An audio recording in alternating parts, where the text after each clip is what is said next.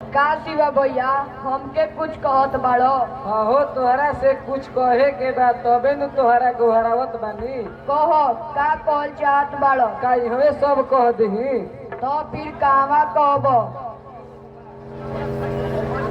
चलो बैठ के बात कर ली।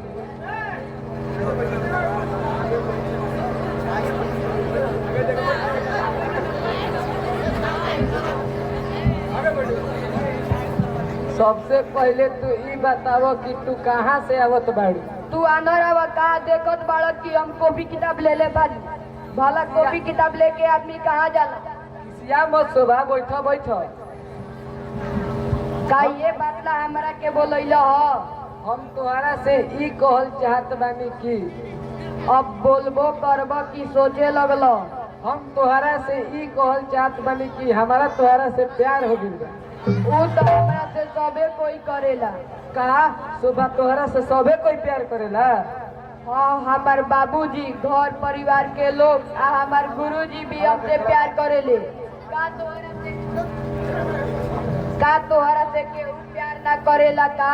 ना शोभा हमारा से कोई प्यार ना करेला। काहे तू तो बहुत खूबसूरत बाड़। शोभा हमारा देखते ही लोग दूर भाग जाला। अभी तो बात तू ही समझ सकेला। अच्छा देर होत बा बाबूजी खोजे लागब हम घरे जात बानी। हाय रे विधाता गजब के खूबसूरती बा। ए मछली के पावे खातिर स्वर्ग के सिंहासन पर बैठल दोनों बराबर बा। का जाने कहिया ये मछली हमारा हाथे आई। का हो शिवा का खुश।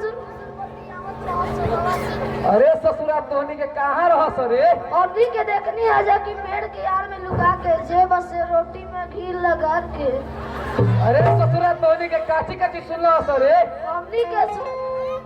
हमनी के सुनी होई जाती तू सोबावा से शॉर्ट शॉर्ट के बत्ती आवत रह झूम झूम के। अभी तो सजावट कहाँ रही रे। एकरा जो छाछ पर चढ़ावत रही। हमनी भी एगो उपाय बा जेकरा से उ सोबावा एक मिनट में लाइन पर आ जाए। जल्दी बताओ भैया जब से ओकरा देखले बानी हमार हाल बेहाल होखल जात बा। भला ऐसन कौन उपाय बतावल जाई। जल्दी बताओ भैया। तो तू हमारा के तस्मई या पूरी खिया दियो। हमरा के मुर्गा भात खिया दियो काहे कि हम कोई साधु संत ना हो। अरे ससुरा चलल बरन मुर्गा भात खाए अपन मुंह नइखन देखत।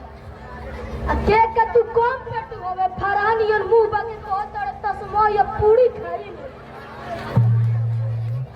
हम तो होने जाना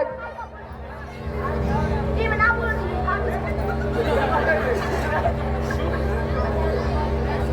हम तो होने जाना के सब कुछ किया पहले उपाय बताओ जा।